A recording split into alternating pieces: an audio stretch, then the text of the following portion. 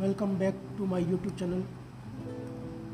आज हम CUET 2024 के क्वेश्चन नंबर 11 to 15 देखेंगे। तो यहाँ question number 11, if t is equals to e to the power 2x and y is equals to log t square base e then d2y by dx square is. तो ये parametric equation का question है। सबसे पहले हमको इसमें x और y की वैल्यू निकाल लेनी है। तो यहाँ t is equals to e to the power 2x दिया है। Take log both the side, you will get log of t is equals to log of e to the power 2x, log of t is equals to 2x log e। आपको पता होगा कि log of m to the power n होता है वो n log m होता है। तो log t is equals to 2x, 2 को ट्रांसफ़र कर देते हैं तो log t is equals to x की वैल्यू आपको मिल गई जो कि है half of log t। y की वैल्यू आपको ऑलरेडी दी हुई है, y is equals to log of t square with the base e। So आपको निकालना है d2y बाई dx स्क्वायर। उसके लिए सबसे पहले आप dy बाई dx निकाल लीजिए। dy बाई dx निकालने के लिए dy upon dt whole upon dx upon dt means y को t के रेस्पेक्ट में डिफ्रेंशिएट करेंगे। इस y को t के रेस्पेक्ट में डिफ्रेंशिएट करेंगे तो log ऑफ t स्क्वायर का हो जाएगा 1 अपॉन टी स्क्वायर, और t स्क्वायर का फिर से डिफ्रेंशिएशन अप्लाइंग चेन रूल आपको मिलेगा 2t whole upon, now you have to find dx upon dt। तो यहाँ आपके पास हाफ कांस्टेंट है, log ऑफ t का हो जाएगा 1 अपॉन टी और t का हो जाएगा 1। सो सिंप्लीफाई दिस। आफ्टर सिंप्लीफाइंग ये t से t कैंसिल हो गया तो आपको मिला 2 upon T into 2t upon 1। So this is your 4। Now to find out d2y by dx square, you have to again differentiate dy by dx. So d upon dx of 4, that will be 0 because 4 is constant. So your answer is first one. Let us see the next question. It's a very interesting question, that is of integration of pi upon x to the power n plus 1 minus x dx। इस question को solve करने के लिए सबसे पहले आपको x to the power n plus 1 को common ले लेना है। तो यहाँ पर आपका पाई कांस्टेंट है, पाई को बाहर ले लेंगे और हम लेंगे x to the power n plus 1 को common, x to the power n plus 1। So you will get 1 minus x upon x to the power n plus 1। Pi constant बाहर ही रहेगा। इस वैल्यू को x to the power n plus 1 को numerator में ले जाते हैं तो according to law of indices उसकी जो पावर है वो नेगेटिव हो जाएंगी। तो x to the power minus n minus 1 dx whole upon 1 minus x to the power 1 minus n minus 1, again with the law of indices. 1 से 1 cancel हो जाएगा, आपके पास बचेगा pi x to the power minus n minus 1 dx whole upon 1 minus x to the power minus n।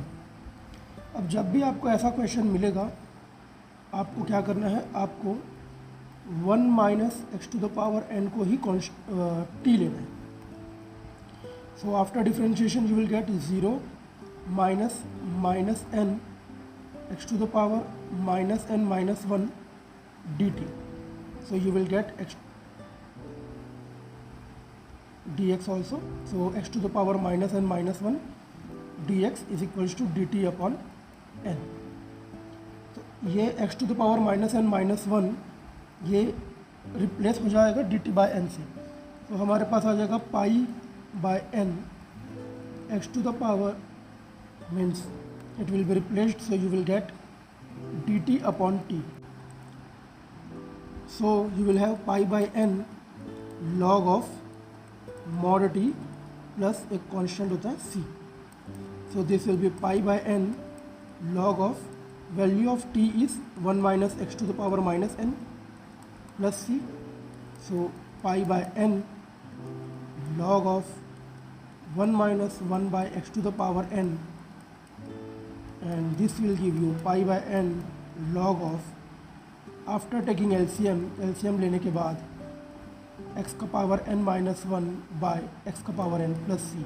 So this is your option number 1.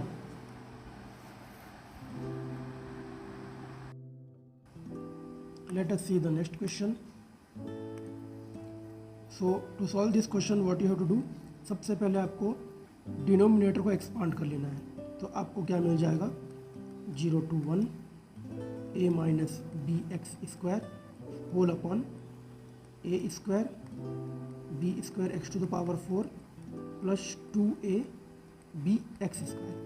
Now you have to divide numerator and denominator by x square. So you will get 0 to 1 a upon x square minus b, यहाँ dx लिखा हुआ रहेगा, whole upon a up square by x square plus b square x square plus 2ab. So you can see, you can write the denominator as a upon x plus bx the whole square. Numerator will be same, ax square minus b dx. So now what you have to do, take a upon x plus bx as t. So after differentiation you will get minus a upon x square plus b dx is equals to dt. So you can write it as a upon x square minus b dx equals to minus dt. You have to also change the limits. So when x equals to 0, you will get t equals to infinite, and when x is equals to 1, you will get t equals to a plus b.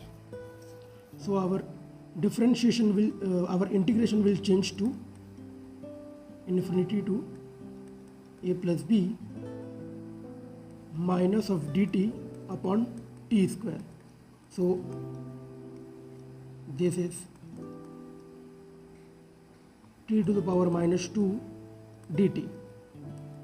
So when you will solve it, जब solve कर लोगे तो आएगा minus 2 plus 1 by minus 2 plus 1 और limit infinity से a plus b. So this minus 2 plus 1 will give you minus 1, and minus will become positive, और ये t to the power minus 2 plus 1 means ये हो जाएगा t to the power minus 1. तो ये होगा 1 upon t, infinity से a by b. So you will put the limits, upper limit minus lower limit. 1 by infinity is 0, so your answer is 1 upon a plus b. So option 4th is the correct option. Let us see the next question. The second order derivative of which of the following function is 5 to the power of x? So second order derivative means d2y by dx square is 5 to the power x. So we will solve it by integration.